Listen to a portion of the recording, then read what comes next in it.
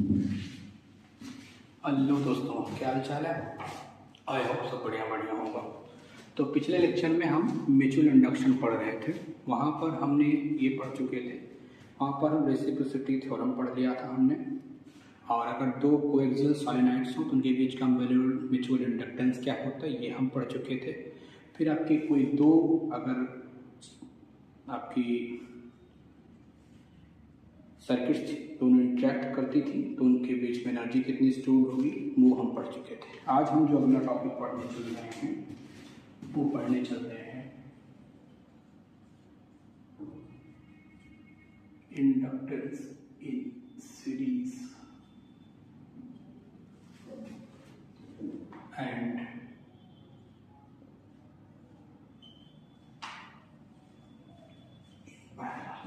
ठीक है। इंडक्टेंस अगर आपके सीरीज में जुड़े तो आपका रिजल्टेंट इंडक्टेंस कितना होगा, और अगर पैरेलल में जुड़ते हैं तो आपका कितना होगा। आइए पढ़ते हैं पैरेलल सीरीज में। ठीक है, जब आपके दो इंडक्टर सीरीज में जुड़े हुए तो क्या होगा। हमने अज्यूम किया कि हमारे पास दो इंडक्टर हैं जिनका सेल्फ इंडक्टेंस L1 है और इनका इंटरनल रेजिस्टेंस R1 है। ठीक है, दूसरा आपका है सेल्फ आपका इनका L2 है और इंटरनल आपका रेजिस्टेंस R2। ठीक है, इसमें करंट आपकी I1 फ्लो हो रही है, I फ्लो हो रही है। ठीक, तब आपका जो रिजल्टेंट आएगा L, उसकी वैल्यू कितनी हो जाएगी L1 plus L2 plus minus 2M। ठीक है, शर्त क्या होगी कि if R1 and R2 are negligible. ठीक है, कुछ किताबों में जीरो लिख देते हैं, प्रैक्टिकली जीरो होगा नहीं तो हम नेग्लिजिबल मान लेते हैं। ठीक है, अब लेकिन आपने पढ़ा है कि ये प्लस 2M, बट अभी आपने लिखा कि दो सर्किट अगर कपल कर रही हैं तो लीकेज जीरो ना हो तो आपका सही है। लेकिन but K is equal to आपने क्या पढ़ा है अभी M रूट L1 L2 और K की वैल्यू क्या होगी -1 से 1। ठीक है, तो अगर कपलिंग आपकी पॉजिटिव है ना, यहाँ पर अगर आप वैल्यू रखें, ये आपका एक सेकंड एक चीज लिखना भूल गए, 2 प्लस 2 L1 L2 आप लिख सकते हैं ना, लेकिन क्योंकि K इज इक्वल टू इतना होता है। ठीक है, तो ये आपका क्या लिखा जाएगा L1 plus L2 plus -2K root L1 L2 हो जाएगा L। ठीक है, अब ये तो आपका होता है, ये कब वेरीफाई होगा जब लीकेज फ्लक्स आपका जीरो हो। ठीक है, लेकिन एक्चुअल में लीकेज फ्लक्स आपका जीरो होता नहीं है, तो आपका इफेक्टिव ये होगा L इफेक्टिव। अब इफ वही कपलिंग इज पॉजिटिव, कपलिंग आपकी पॉजिटिव हो मतलब दैट इज K आपका +1, तो L क्या होता है L1 plus L2 plus 2K root L1 L2 हो जाएगा। दूसरा इफ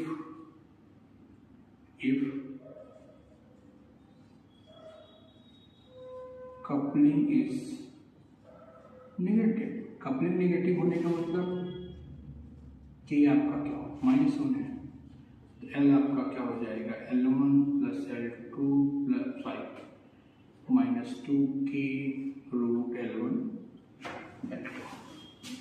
ठीक है, तो अगर आपका L पॉजिटिव होगा तो वैल्यू ये होगी कि अगर कपलिंग पॉजिटिव हुई तो वैल्यू ये, कपलिंग नेगेटिव हुई तो ये। इस प्रकार से L इफेक्टिव अगर आप लिखना चाहें तो L इफेक्टिव की वैल्यू ये होगी +-2K। कब जब दो इंडक्टर आपके सीरीज में जुड़े हुए हैं, ठीक है। और यही इंडक्टर अगर आपके पैरेलल में जुड़े हों तो क्या होगा,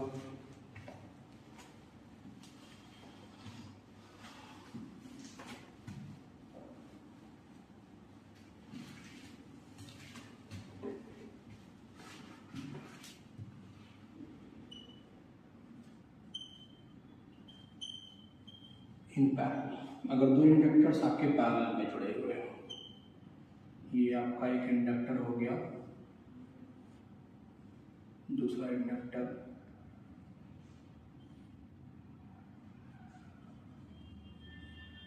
ये हो गया, दोनों पैरेलल में जुड़े हुए हैं,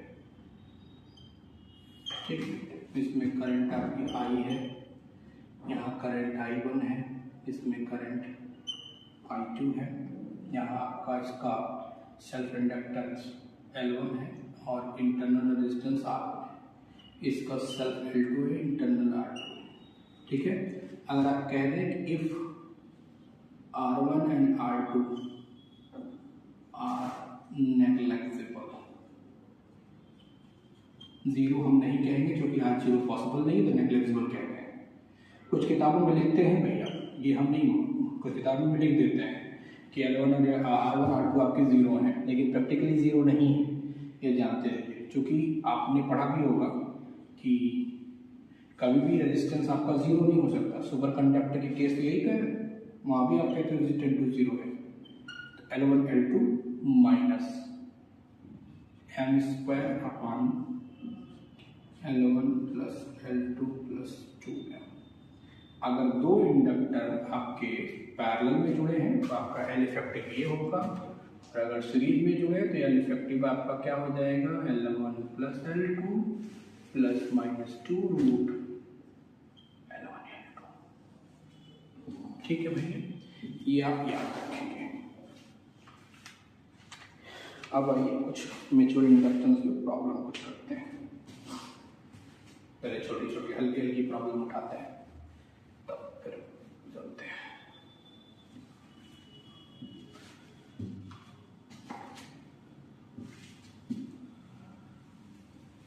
देखिए, हम आपसे कई बार कह रहे हैं, हम मैक्सिमम टॉपिक तो आपका कवर कर दे रहे हैं, ठीक है, लेकिन आप प्रैक्टिस नहीं छोड़ेंगे, क्योंकि प्रैक्टिस अगर आपने छोड़ दिया तो फिर आप स्वयं जानते हैं, क्योंकि आप बच्चे तो हैं नहीं भाई, पीजी आपका हो चुका होगा ना, यूजी पीजी आपका हो चुका होगा, और तो थोड़ा सा प्रैक्टिस करते रहिए। बगैर प्रैक्टिस के, जैसे कुछ प्रॉब्लम्स हम आपसे करा रहे हैं, कुछ आप पेपर उठाइए ना, सैंपल पेपर उठाइए, उनको सॉल्व करिए, और थ्योरी को तो बहुत ध्यान से पढ़िए, क्योंकि अगर आपने थ्योरी को अच्छे ढंग से समझ लिया तो आपके क्वेश्चन होने लगेंगे, क्वेश्चन होने लगे तो फिर कोई दिक्कत ही नहीं हुई, ठीक है। और स्पीड मेंटेन करिए, दो बातें ध्यान रखें, कॉन्सेप्ट अपना क्लियर रखिए और स्पीड मेंटेन रखिए, क्योंकि कभी कभी एग्जाम में क्या होता है, हम पता तो होता है हमें, हम जानते भी हैं आंसर ये होगा, लेकिन कैलकुलेशन करने में हम गलती करते हैं।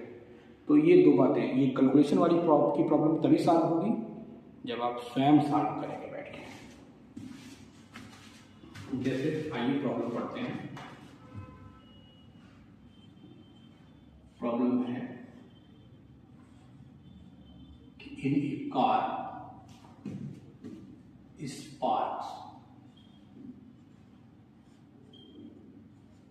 spark wire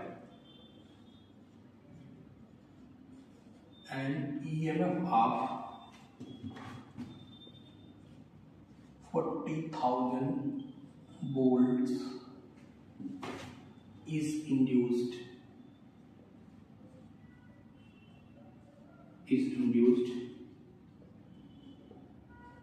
in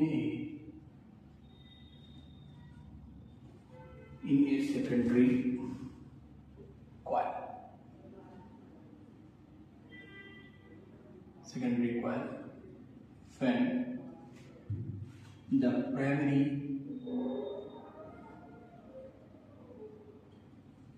When the primary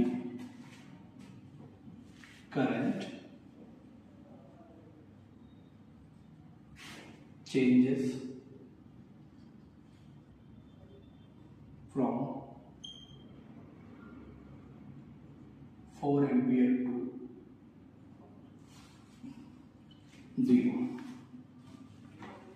in 10 micro second.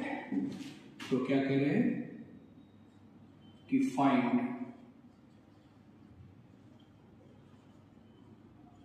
The mutual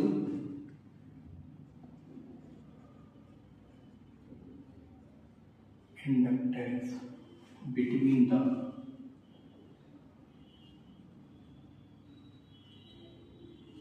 primary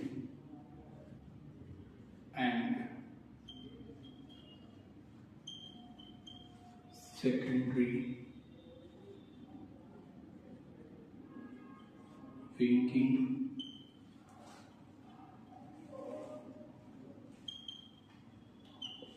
spark coil।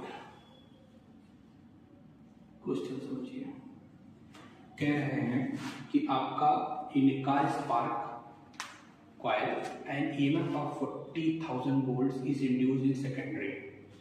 ठीक है, coil in secondary when the primary current changes, जब when primary current changes from 4 ampere to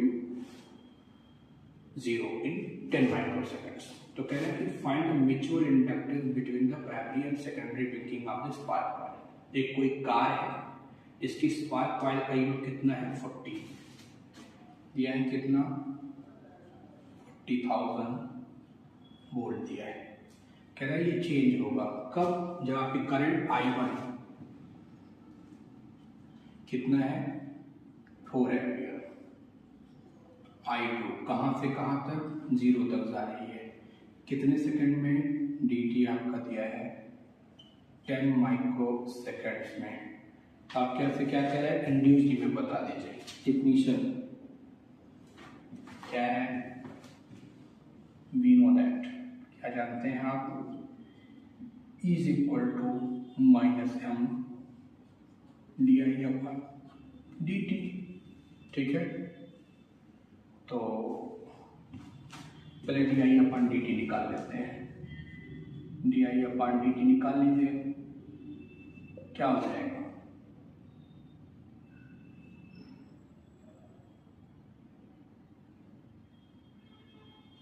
I2 minus I1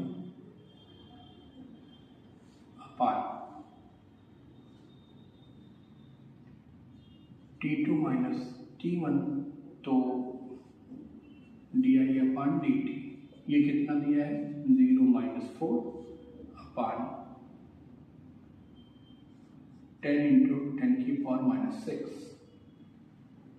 ठीक है, तो आपका D I upon D T कितना हो जाएगा -4 इंटू 10 की पावर -5। ठीक है, एम्पियर पर सेकेंड हो गया, ये आपको मिल गया। तो ई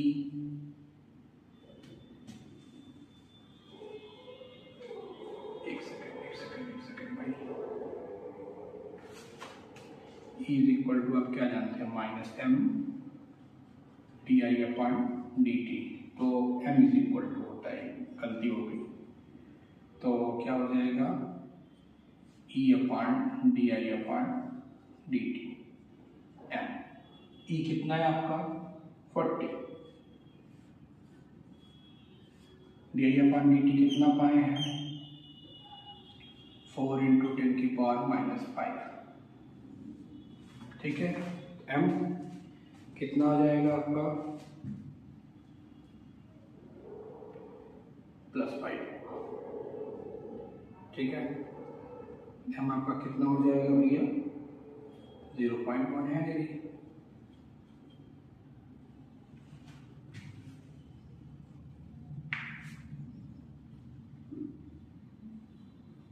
ठीक है, इतना है मेरी आपका।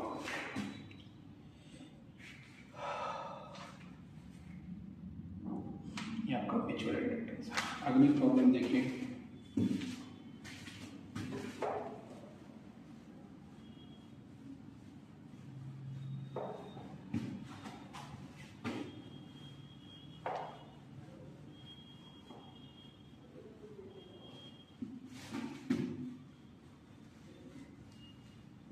अगली प्रॉब्लम क्या है, A long solenoid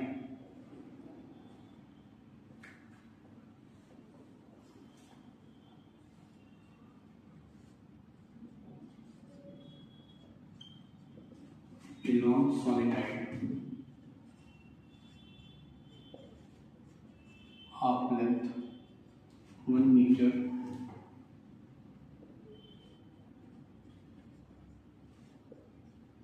cross section 10 centimeter square having 1000 tons has wound over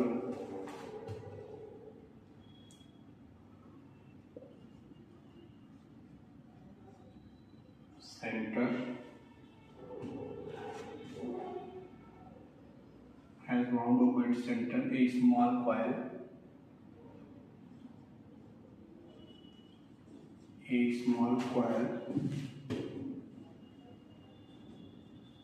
of 20 tons।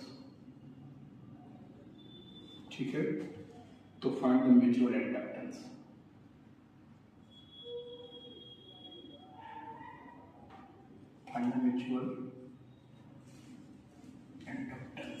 कह रहा है कि एक आपके पास लॉन्ग सॉलिनॉइड है, ठीक है ना, एक आपके पास क्या कह रहा है, लॉन्ग सॉलिनॉइड है।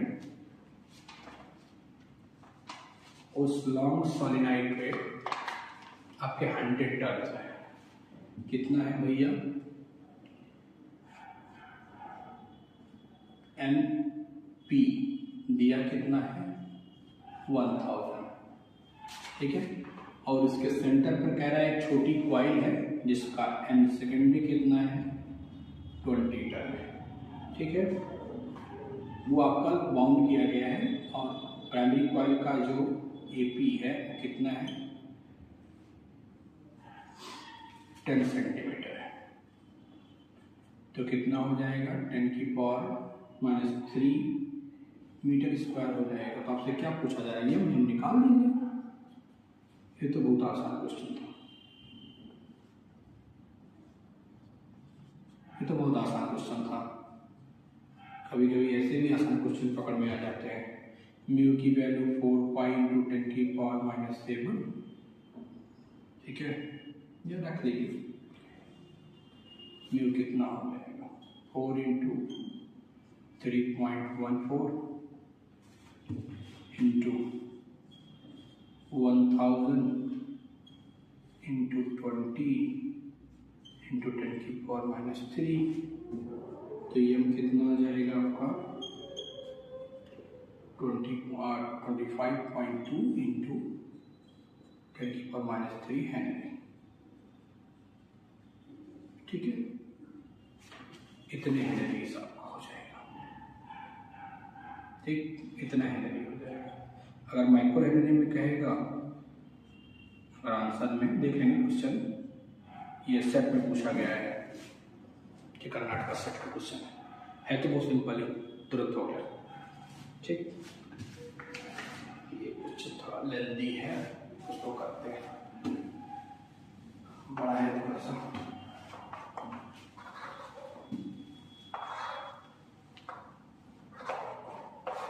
अब ऐसे बताया ना हमने, कभी कभी बहुत आसान क्वेश्चन आपके पकड़ में आ जाते हैं। अब उसमें आया होगा तो लोकेटेड दिया गया होगा। देखिए है क्या,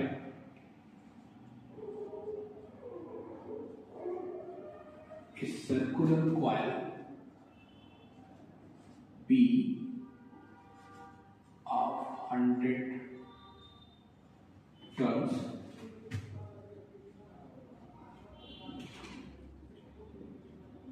and radius 2 centimeter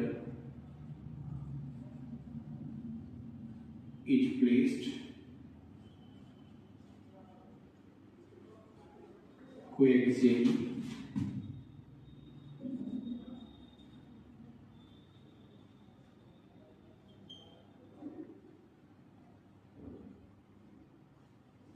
center of center of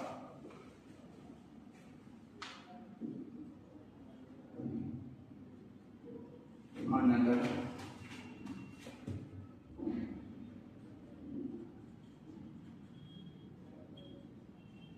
circular coil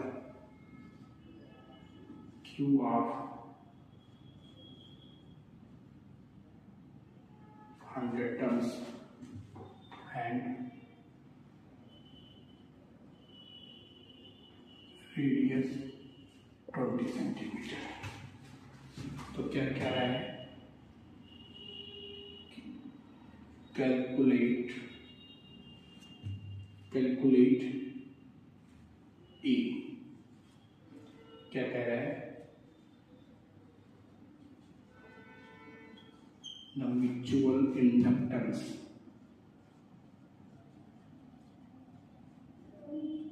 of coil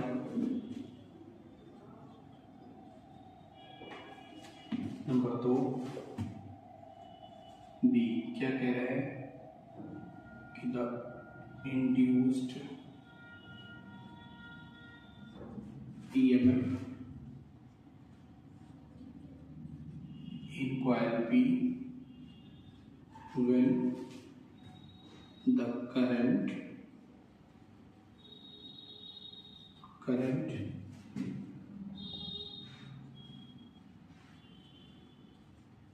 in the coil Q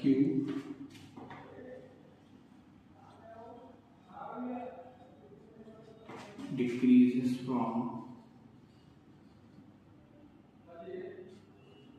5 ampere to 3 ampere in 0.04 second. Number C तीसरा क्या कह रहा है कि the rate of flux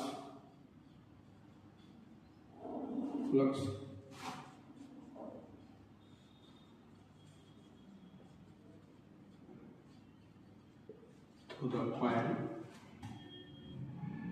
P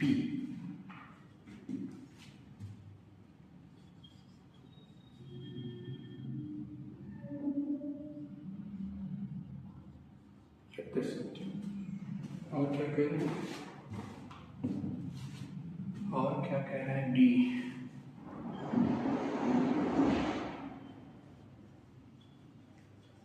the charge passing through the coil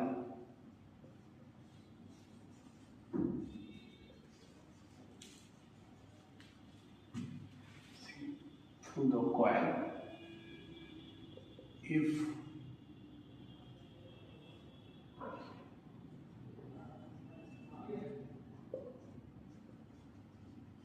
resistance is 8 ohm।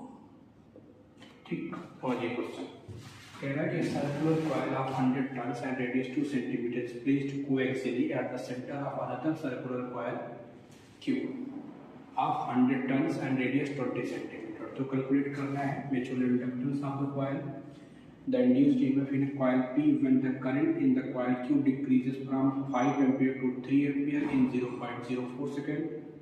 तीसरा the rate of flux through which the coil P at this instant, ठीक है, the chain passing through the coil if its resistance is 8 ohm।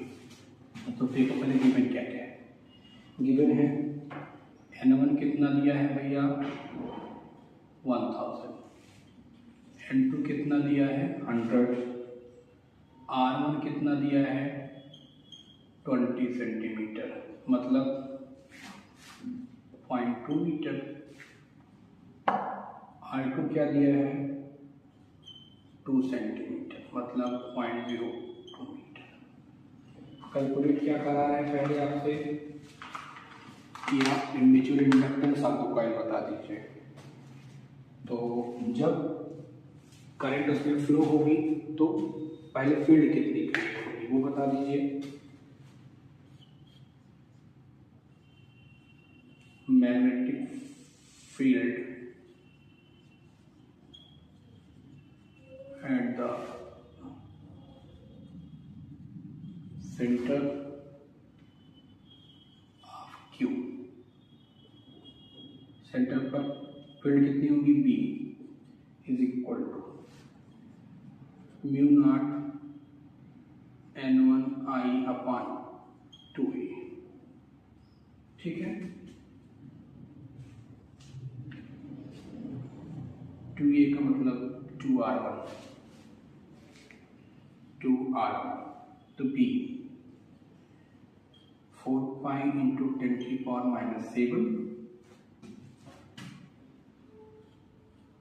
1000i upon 2। r कितना है 0.2। ये कितना हो जाएगा भैया,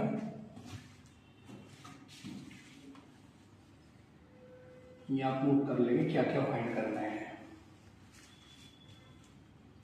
तो b कितना आ जाएगा, b आपका हो जाएगा 314 into 10⁻⁻2i weber metre square हो गया ना। तो सो फ्लक्स क्या हो जाएगा, सो फ्लक्स φ2 किसके बराबर होगा,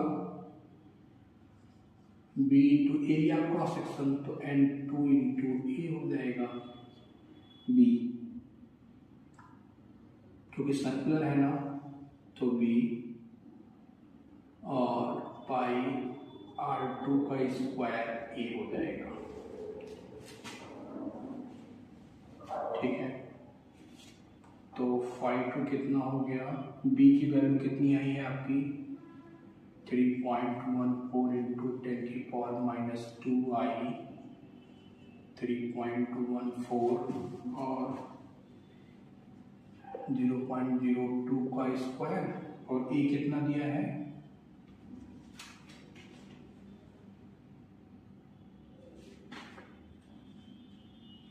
n2 कितना है भैया,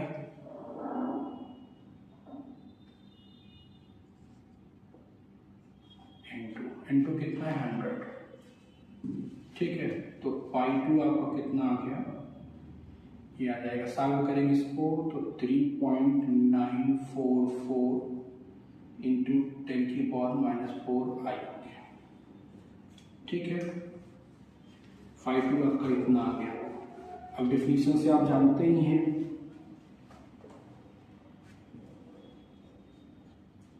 वी नो दैट, क्या जानते हैं आप कि φ2 किसके बराबर होगा, mi के, तो m कितना हो गया आपका 3.944 इंटू 10⁻⁻4 वेबर।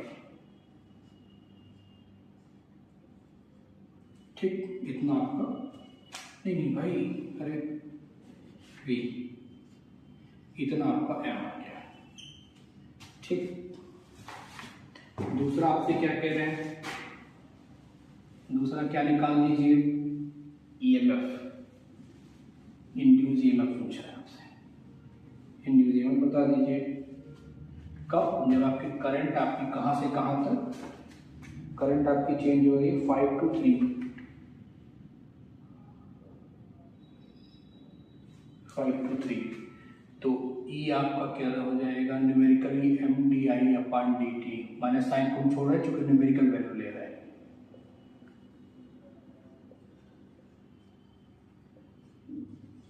न्यूमेरिकली ये E m आपका कितना आया 3.944 इंटू 10⁻⁻4 और D 5 - 3 और ये 0.04। ठीक, तो E आपका कितना हो जाएगा भैया 19.72 इंटू 10⁻, यार रुक जाइए भाई, ये हेनरी होगा और 10⁻³ वोल्ट इतना आएगा। दूसरा आपसे क्या कह रहा था कि आप इंड्यूस EMF बता दीजिए, तो दूसरा आपका इंड्यूस EMF हो गया। तीसरा आपसे क्या निकलवा रहा है,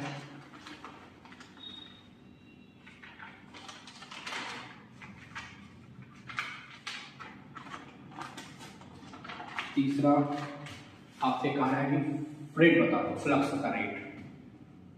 तो क्या हो जाएगा, यही E के बराबर हो जाएगा फैराडे लॉ से। तो D phi upon D T किसके बराबर हो जाएगा, 19.72 इंटू 10⁻³ वोल्ट। ये तो एक ही बात है। चौथा आपसे क्या कह रहा है, चार्ज बता दीजिए, ये सबसे बढ़िया है। यही पूछता है तो आपकी कहानी खत्म हो जाती है। चार्ज पूछ रहा है, 0 से t कर दीजिए I इंटू डी टी, ठीक है। करंट की डिफिनीशन V अपॉन R। यहाँ Q इज इक्वल टू 0 से T E अपॉन R, आपका हो गया dt, ठीक है। E कितना हो जाता है, -0 से T m upon R di upon dt into T. तो ये आपका क्या हो जाएगा, Q, ठीक है। 0, अब 0 टाइम पे हमने कहा I1 करंट है और एक current I2, m upon R di, ठीक। और ये करेंगे तो आपका कितना हो गया, -m की वैल्यू कितनी आई है भाई, m कितना आया है 3.944 इंटू 10⁻³ R कितना है 8 है, करंट आपकी कितनी है 5-3, आपका Q कितना आएगा 9.86 इंटू 10⁻⁵।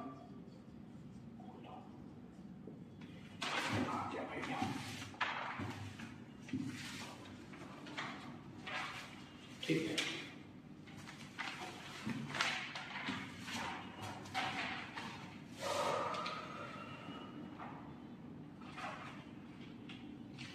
ये आपका जितने पॉइंट्स आपको कहने थे, आपसे पूछ क्या क्या रहा था, म्यूचुअल इंडक्टेंस आपने निकाल दिया, ठीक है। फिर आपसे पूछ रहा था कि आप ईएमएफ बता दीजिए, ईएमएफ आपने कैलकुलेट कर लिया। आपसे कहा कि फ्लक्स के चेंज होने का रेट बता दीजिए, वो भी हमने कैलकुलेट कर लिया। आपसे कहा चार्ज बता दीजिए, चार्ज भी हमने कैलकुलेट कर लिया, ठीक है। एक और बेहतरीन प्रॉब्लम है, इसको आइए देखते हैं।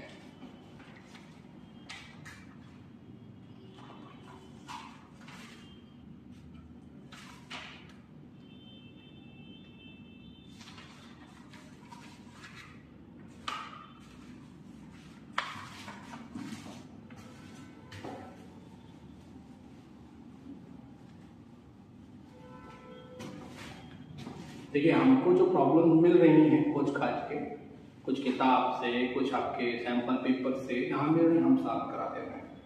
आप भी थोड़ा बहुत प्रयास करते रहें, सॉल्व करते रहें, तो आप हौसला हो जाएगी पैटर्न को पकड़ने में, क्योंकि सेम क्वेश्चन तो आएगा नहीं, इसी पैटर्न पे आ जाएंगे तो आप कर ले जाएंगे। देखिए है क्या,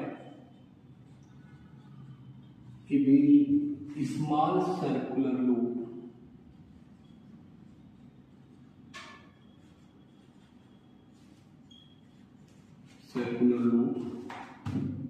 of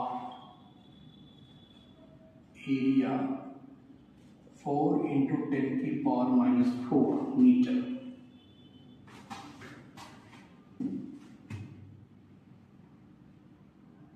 meter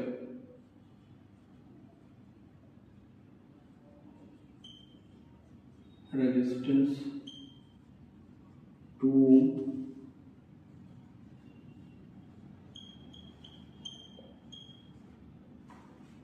and negligible inductance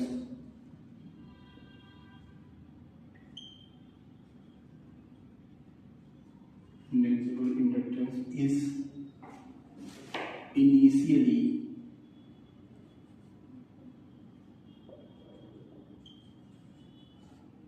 initially coplanar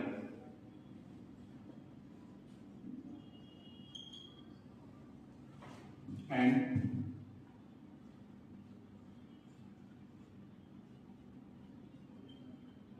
concentric with much larger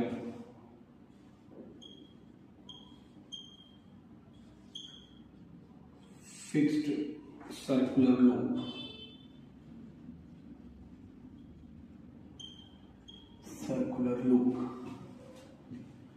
of radius 0.1 metre. ठीक है, एक current of 1 ampere is passed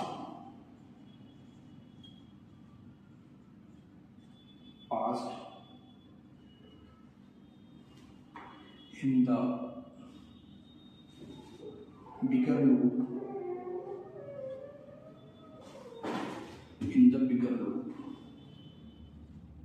and the smaller loop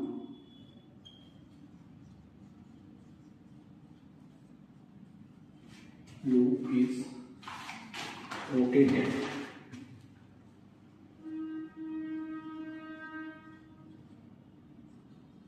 with angular velocity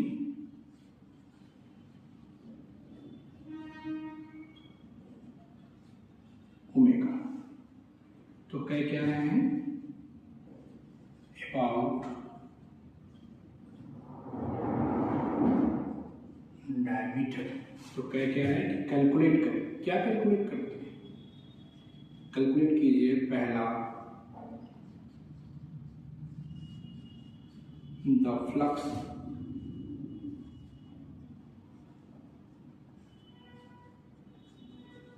linked with the smaller loop।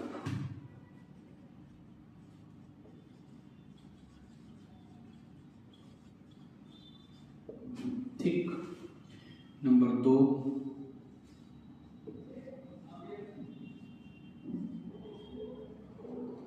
Induced EMF. Number 3 induced current in the small loop।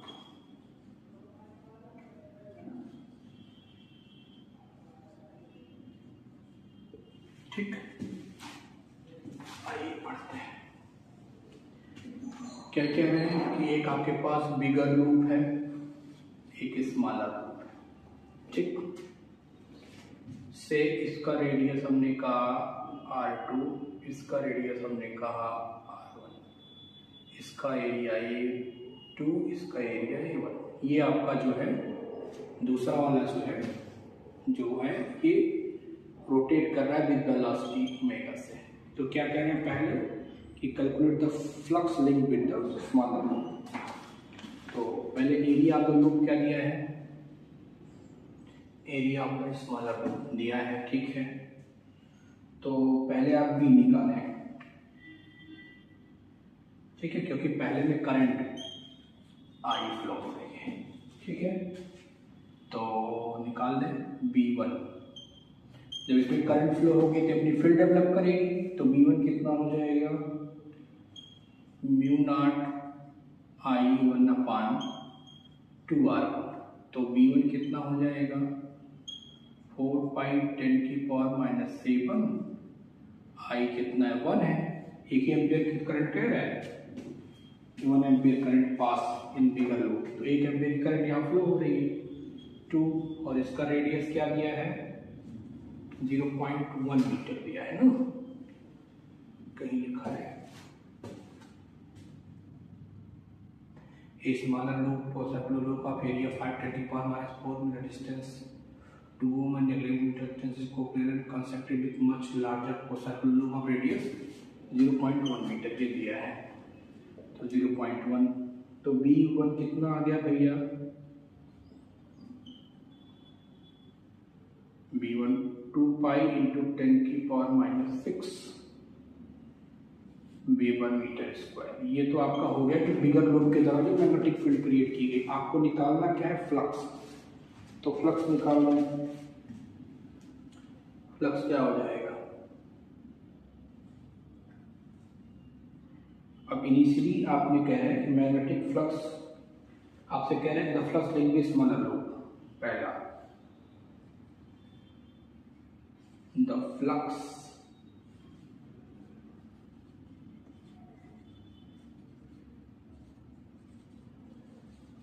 Smaller loop, ठीक। Smaller loop omega velocity से rotate कर रहा है। जब omega velocity से rotate कर रहा है तो टी टाइम पे कितना angle omega, omega into T, ठीक है, ये ध्यान रखेंगे।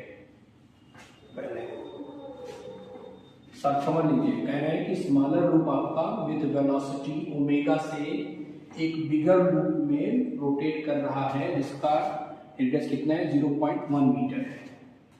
तो आपका फाई कितना हो जाएगा, बी ए कॉस थीटा, ठीक है। तो बी कितना आपका आया है,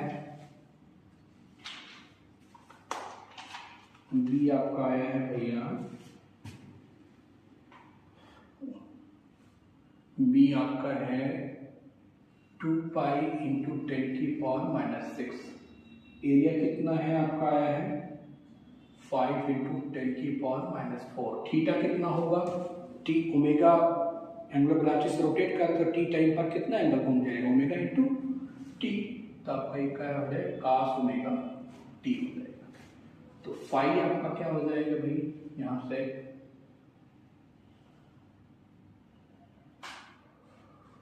फाई टू आपका हो जाएगा पाई इंटू 10⁻⁹, ठीक है, इंटू कॉस ओमेगा टी, इतना आपको फाई हो जाएगा। तो आपसे निकालने के लिए क्या कह रहे हैं, induced EMF. Induced EMF definition रख दीजिए।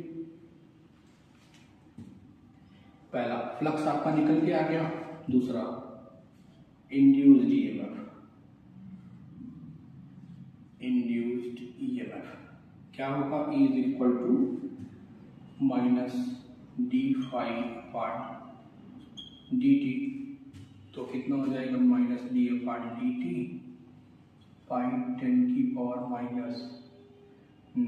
इंटू आपका cos ओमेगा टी। ये कितना हो जाएगा, माइनस कास का साइन हो जाएगा तो साइन हो गया, माइनस साइन प्लस हो जाएगा तो आपका पाई omega into 10⁻⁹ volt. Sorry sine कहाँ गया, साइन तो ये रहेगा, साइन ओमेगा टी इतने वोल्ट, ई हो गया। और आपसे क्या पूछ रहा है, इंड्यूस्ड करंट बता दीजिए। कब, आर कितना दिया है, 2 ओम का, तो I2 आप बता दीजिए, ई अपान आर।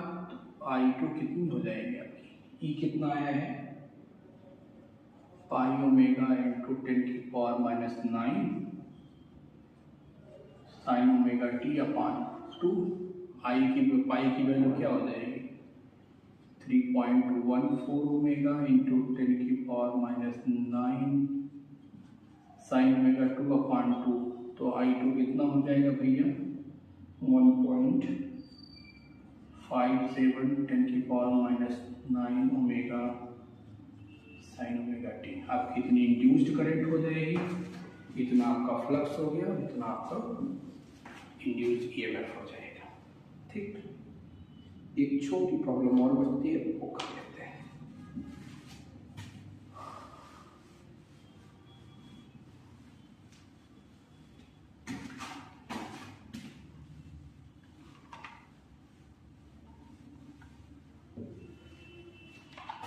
क्या अपनी प्रॉब्लम देखें कि 2 coils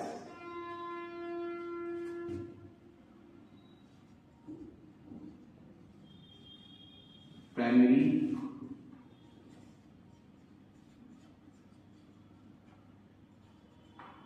turns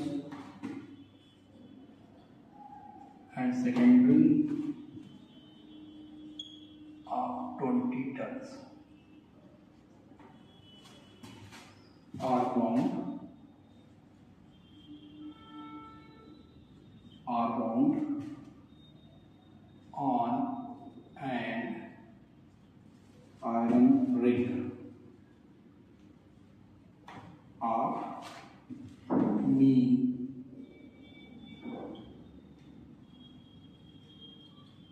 diameter 20 centimeter and cross section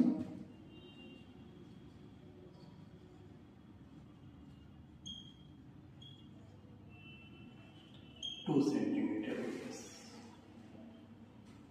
ठीक है, कैलकुलेट। ठीक है, गिवन क्या है, म्यू फॉर आयरन 500। ठीक है,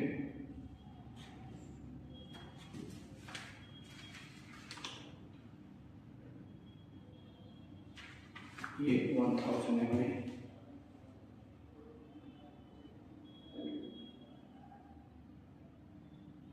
नहीं सर, ये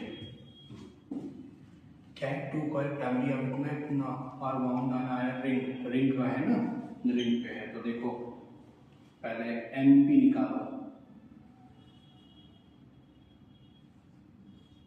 एनपी कितना हो जाएगा, 400 अपन पर यूनिट एरिया होगा ना, तो 400 पाई की वैल्यू 3.14 और एरिया क्या दिया है, डायमीटर 20 सेंटीमीटर है। तो रेडियस कितना हो जाएगा, 10 × 10⁻²²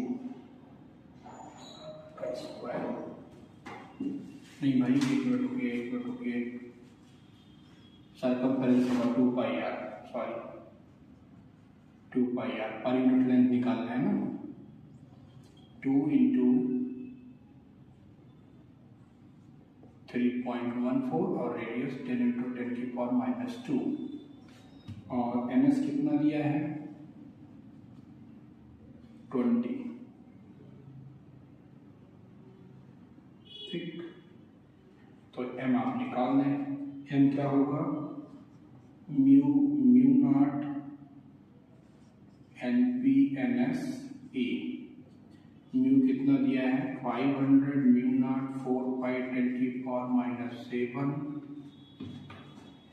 NP कितना है, 400/2 × 3.14